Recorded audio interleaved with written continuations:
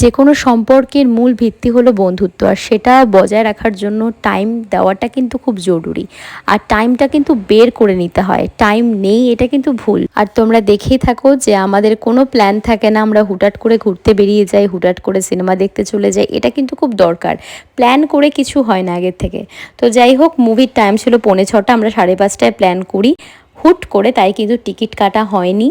একদম সামনের দিকে সিট পেয়েছিলাম, যেটা খুবই প্রবলেম হচ্ছিল আমাদের। আর কান্তারা মুভির কথা তোমরা অলরেডি জেনেছো, ফেসবুক খুব ট্রেন্ডিং চলছে এই মুভির ট্রেলারগুলো আর সিনগুলো। প্রচণ্ড হাউসফুল ছিল, শুনেছি স্টোরিটা খুব ভালো। আর মাঝখানে আমি গিয়ে একটু স্ন্যাক্স নিয়ে আসলাম, আমরা নিয়েছিলাম কফি আর পপকর্ন। আর দুজনে মিলে একটু স্ন্যাক্স খেতে খেতে একসাথে গল্প করতে করতে মুভি দেখার মজাটা কিন্তু একদম আলাদা, যেটা কিন্তু বাড়িতে বসে নেটফ্লিক্সের মধ্যে কিন্তু নেই। যাই হোক, তো পুরো মুভিটা কিন্তু একদম অন্যরকম, তোমরা দেখবে, আমি আগের থেকে বলে স্পয়লার দিতে চাই না। আমাদের দুজনেরই কিন্তু মারাত্মক ভালো লেগেছে।